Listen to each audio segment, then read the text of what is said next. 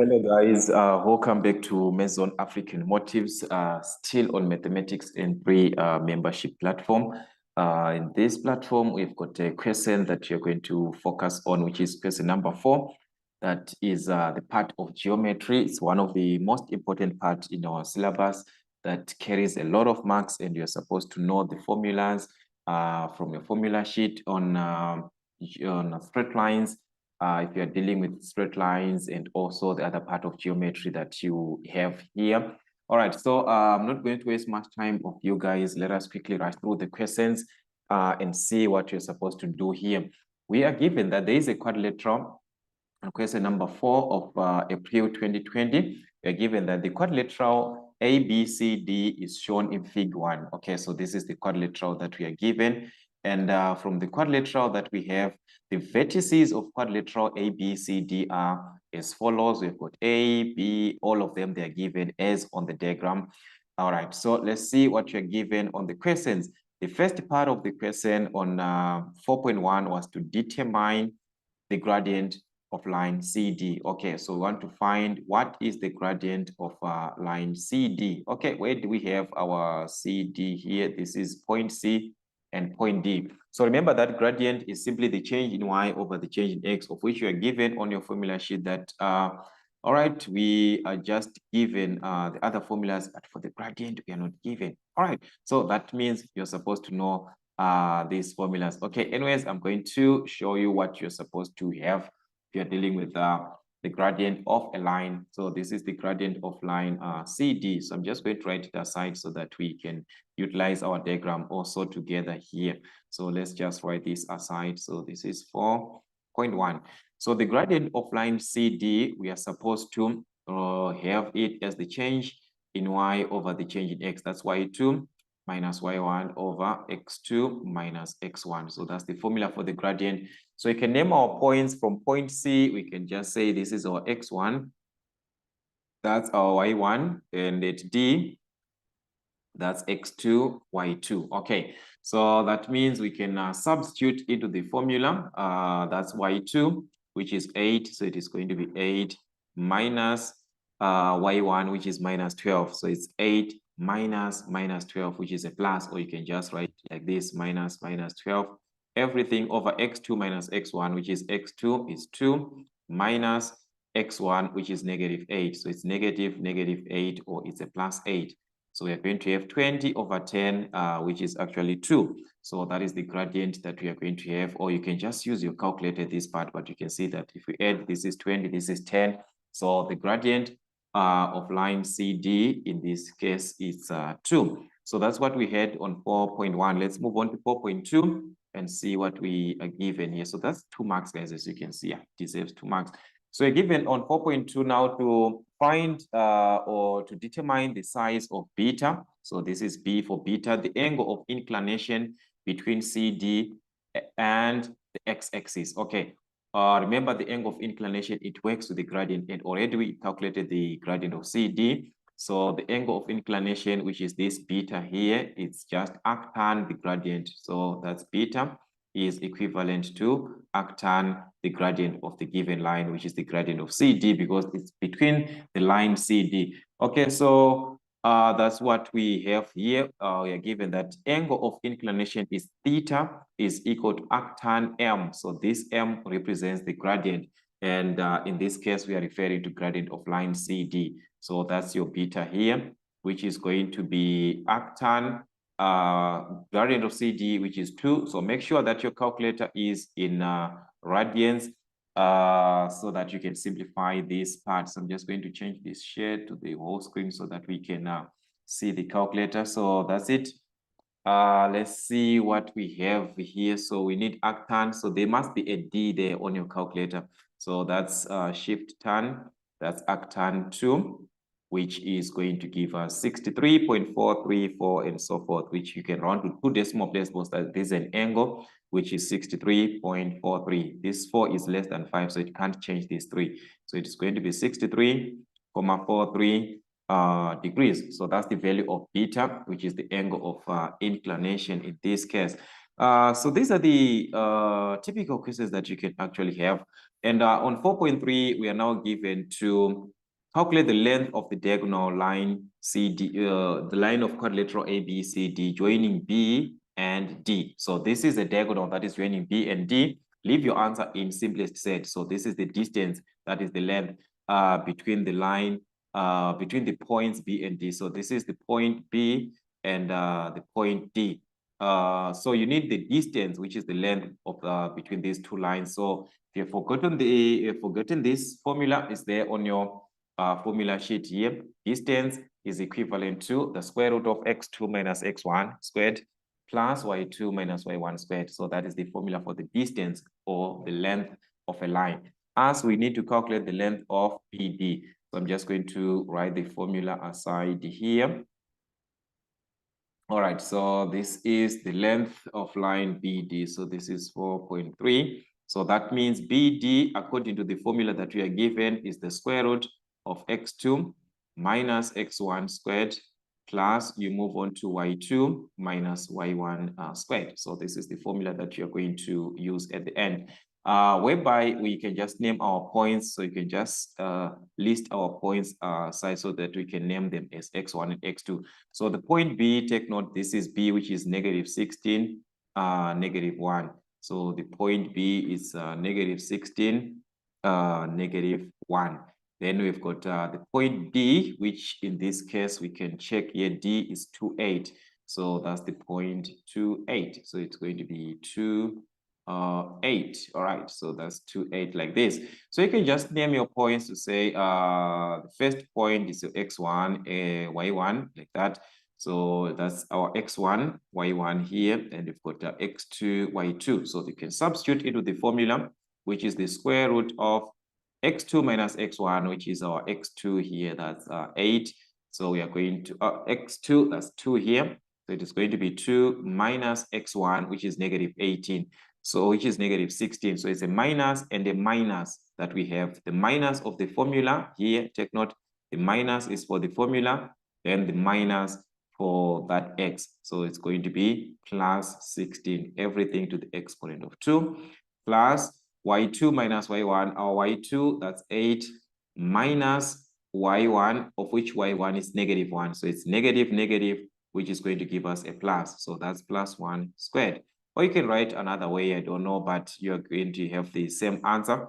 So from your calculator, that means here we are going to have, let's see, that's the square root. Remember, we are told to leave our answer in set form, so you just put the square root there. 2 plus 16, your calculator is going to do everything for you. You square that bracket, plus 8 plus 1, which you know that 8 plus 1 is 9, but you can just write it directly like that on your calculator, which is 9 square root of 5. So this is going to be 9 square root of 5 units. So this is the length of the line BD in set form, that is leaving your answer under the square root. All right, so that was 3 marks to calculate the length. And on 4.4, we are now given to determine the equation. Now is the equation of the line passing through the point D. That is perpendicular to BD. Leave your answer in the gradient intercept form. So the gradient intercept form is the format of y is equal to mx plus c. But here what is important is that this line, it passes through D and is perpendicular to BD. Okay, so let's have this down. That's 4.4. Okay, so that's 4.4. Okay, so just write our 4.4 here. I hope it's going to be clear. All right, so what we are given on 4.4 is that the line that we are going to work with, it passes through the point D. And I think we wrote the point D before, that was 2, 8. Okay, so this is 2, 8. And passing through this point, the line that is going to be passing through the point D, it is perpendicular to line BD. That is the one that you're given here, that this line is perpendicular to BD. All right. So what does it mean when these two lines, when we are saying this line passing through point D is perpendicular to BD? All right. In terms of gradients, it means the gradient of this line that we do not know multiplied to the gradient of the line BD that we are given that it is perpendicular to. If we multiply the gradients of these two lines, we must obtain -1. So the product of gradients when the lines are perpendicular is -1, of which we are also given here perpendicular, the product M1 times M2, that's -1. The gradient of the first line times the gradient of the second line must be a -1. So that's the part that you're going to use. So which means we can find the gradient of BD since we do not have this gradient. So we can calculate it aside. Then we use the product to find the gradient of the line that passes through point D. If we have this gradient, then it's going to be easier that way. Okay, so we can use the points that were given before. Remember, we've got B and D here, and we said the gradient is equivalent to the change in Y over the change in X. So the gradient of BD is going to be Y2 minus Y1 over X2 minus X1. Okay, that's Y2, which is 8. So it's going to be 8 minus -1, or you can just write just 8 plus 1. So it's 8 minus Y1, which is -1 over X2, which is our X2 is 2 minus X1, our X1 is -16. So this is what you're going to have. So if you are to simplify properly, guys, this is going to be 8 plus 1, which is 9 over 2 plus 16, which is 18, of which 9 over 18 is same as 1 over 2, or you can just use your calculator direct. You're going to obtain 1 over 2. So this is the gradient of BD, but we are not worried about the gradient of BD. We are worried about the gradient of the line that we are supposed to calculate its equation, because all we know so far is that this line that we are talking about, it passes through point D. We are not given the gradient of this line. So let's say the gradient of this line is the one that we are representing as M1. So it means if we are to multiply back here from this formula, the gradient of the line that we want to calculate its equation, which is M1, times the gradient of line BD, the one that we calculated now because we are given points B and D. So we can calculate this gradient, which is 1 over 2. If we multiply these two, we must obtain -1. So what is the gradient of the line that we are supposed to calculate its equation? Just divide, because you're multiplying by half. So just divide by half both sides, by a half both sides.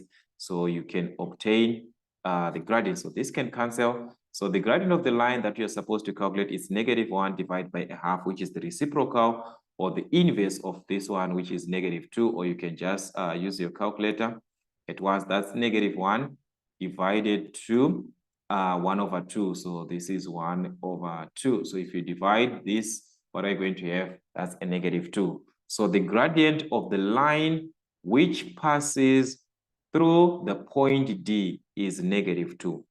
So if we have the gradient, it's going to be easier for us now to calculate the equation of the line, because we know that the equation of a line is given in this format.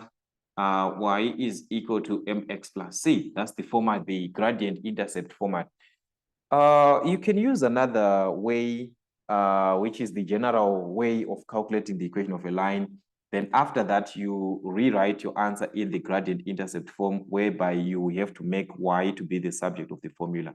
So, okay, I'm going to explain that so that we can see what is happening here. So using this formula, it's a direct formula because you're just substituting into the formula the values that you're given. That's y is equal to m, which is the gradient of the line, which you said it's -2. So it's -2x plus c. Take note, x and y are variables. So these ones, they cannot be calculated. They are variables. But c is a constant term which needs to be calculated. So how do you calculate this point c? You substitute the point, the value of y and the value of x from the given point, of which the point that we are given is point D, which is represented by x, y, like that. So the value of y at that point is 8. So 8 is equivalent to -2 times x, of which our x in this case is 2. So you have the value of c. So 8 is equivalent to -4 plus c. So you can transpose -4 to the other side of the equation. That's a +4. So 4 plus 8, that's 12, is equal to c. So having the value of C being equal to 12, it means therefore our equation is going to be Y is equal to mx, which is the one that we substituted here and got negative 2x.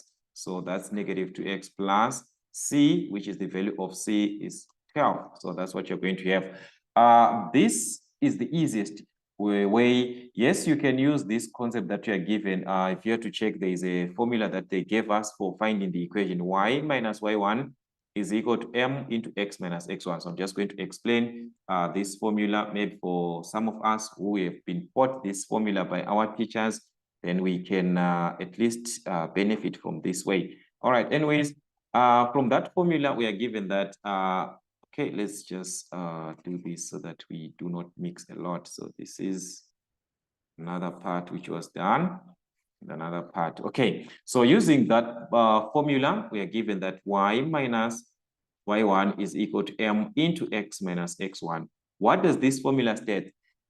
The m that we see here is the gradient, all right? So that m represents the gradient. The x1, y1 is from the point that you are given, which is this point 8. So this is your x, which is from the formula. They are taking it as x1, y1 like this. So that means you are substituting this y1 and x1. Y and x, these are variables. They cannot be substituted. So that means we are going to have y minus the value of y that we have on the point that the line passes through, of which the value of y is 8.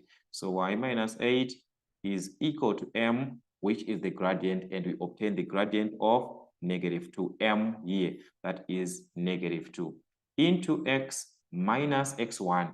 And we said our x1 is 2, the value of x at the point, which is 2. So that's how you use this formula.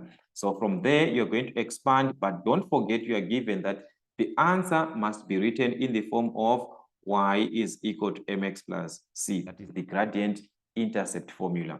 So that means we're going to have y minus 8 is equal to expand brackets negative 2 by x, that's negative 2x, negative 2 by negative 2, that's a positive 4. So you can transpose negative 8 to the other part of the equation. That is going to be a positive 8, so that y becomes the subject of the formula. So 4 plus 8, that is 12. So as you can see, we are obtaining the same answer either way. We use the direct formula as it is, or you use another way. Still, we are going to obtain the same equation. So that was the equation of the line that is going to pass through D and perpendicular to line BD. Okay. Then let's see the other part of the equation, other part of the question that you are given, which is question 4.5. Now we are given to determine the equation of the line, but this line is going to pass through point C. That is parallel to BD. Take note, guys. This time it's parallel to BD. It passes through C, parallel to BD. Okay, so that's 4.5. Okay, let's just write this aside. Just going to write this even, maybe just down here.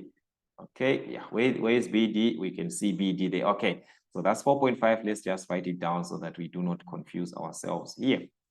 All right, so on 4.5, we are given that the equation that we are calculating now, it's supposed to pass through the point C. Okay, we are going to take this point C. But the gradient of that line, it's parallel to the gradient of the line BD. It is parallel.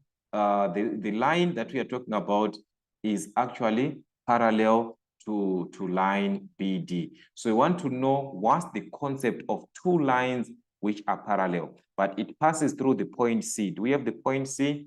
Yes, we have it on the diagram, so you can refer back to the diagram that we had. Okay, so you're gonna refer back to the diagram that we had. Okay, that's our point C here, which is negative 8, negative 12. Okay, so that's our point C, negative 8, negative 12. So you're going to write negative 8, negative 12. Okay, then this line which is going to pass through this point C, it's parallel to BD.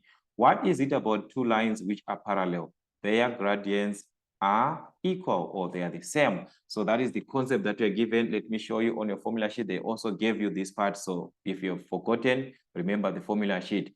Parallel lines, M1 is equal to M2. Thus, the gradients are the same.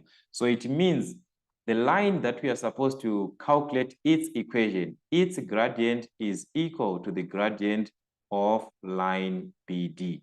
And we are given, or we calculated this gradient of BD. You still remember, on top we calculated the gradient of BD, which was 1/2. So we obtained this gradient and we got 1/2. So that's what we are going to have in this case. So the gradient is there, that is 1/2. So as long there is gradient and the point, then you can calculate the equation. Either way, you can use that formula, or you can use direct the gradient intercept concept direct, because we know that y is equivalent to mx plus c, where I told you that m represents the gradient and our gradient is a half.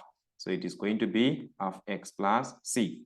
So to find the value of c, you're going to substitute the point that we are given, which is point C. So this is X and this is Y. Okay, it's just X and Y. So the value of X is -8. The value of Y is -12. So in place of Y, we are going to substitute -12.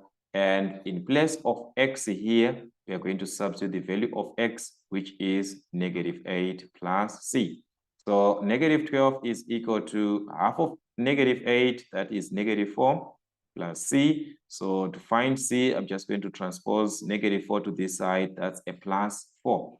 So which means our C is going to be equivalent to -8 plus 4, -12 plus 4. That is -8. So that's the value of C. So therefore, the equation of the line is going to be Y is equal to half of X, the one that we already have, plus C, which is the constant, and our C is -8. So plus and minus, that's a minus. So this is going to be the equation of what? Of the line, which is going to pass through C, and this line is parallel to BD. Okay, so that's actually 4.5.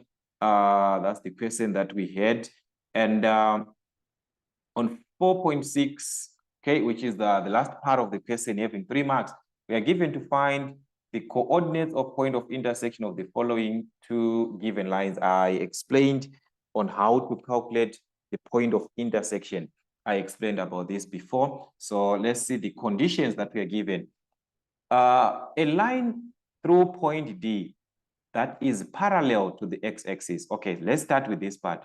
What is the equation of the line that passes through point D and parallel to the x-axis? Parallel to the x-axis, which means it is not going to meet with the x-axis. That's parallel to the x-axis. So let's get back to the diagram at point D. All right, this is our point D here on top. So from the point D that we are given here, okay, let me just try and remove the other part. We do not need this. Okay, so at point D, a line that is, this is your x-axis. A line that is parallel to the x-axis maintains the same distance throughout. So you're going to have a line passing through D like this. That is parallel to the x-axis. These 2 lines, they are parallel. So what is the equation of this line? That is the question that you're supposed to ask yourself. It can be perpendicular to the x-axis. If it was like that, which means we are referring to a line which is going to be like this. That's perpendicular to the x-axis. It means they meet at 90. So take note of the condition that you're given, or it can be parallel to the y-axis. So parallel to the y-axis means it's perpendicular to the x-axis. Okay, anyways, let's focus on this one. What is the equation of this line? Remember that in the x-axis, we know that the equation is given as y is equal to 0, which means all horizontal lines like this, they are referred in terms of y is equal to the value of y where that line passes, like this point, this one, it passes at 0. That's why y is equal to 0. So at point D, the line is going to pass at which value of y that we are given. Okay, so the value of y at this point is this one. Remember, this is x and this is y. Y is equal to 8, which means this line is passing through a point where y is, and throughout y is equal to 8 in this line, just like y is equal to 0. So this line, it's of y is equal to 8. That is the equation of the line. Okay, so we have taken this into consideration. So which means the line that is parallel to the x-axis and passing through point D, is of y is equal to 8. And on the other hand, we are given another line of y is equal to minus x plus 2. So they are saying calculate the coordinates of the point of intersection of these two lines, the first line that we are given here and the second line. What is the point of, what are the coordinates there at the point of intersection? So remember, I told you guys, at the point of intersection, the two functions are equal, or the two lines are equal at the point of intersection.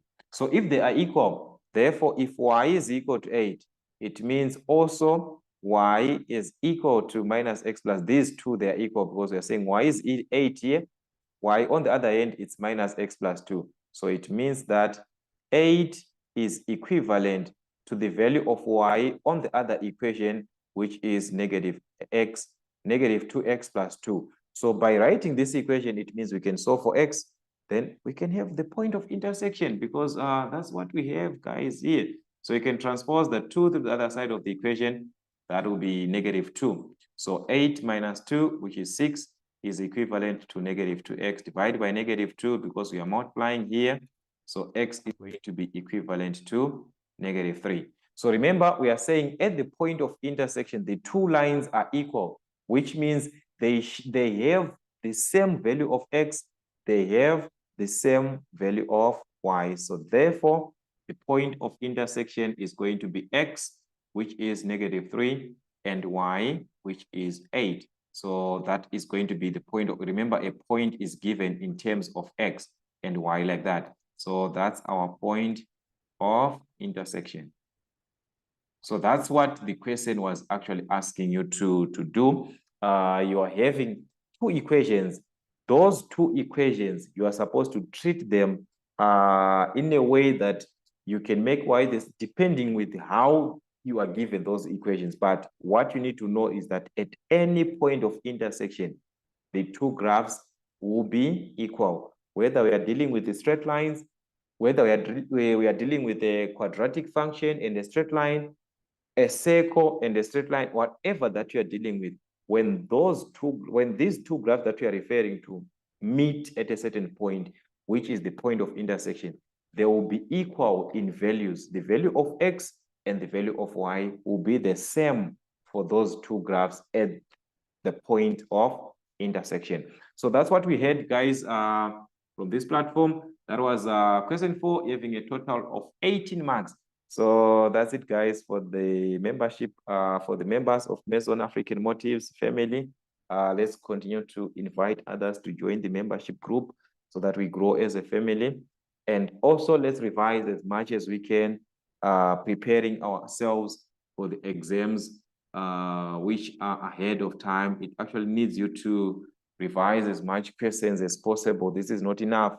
Let us add as much questions as possible. And from those questions, if there are challenges, let's bring out those questions so that we can work them as a family. Mason African Motives, till we meet again.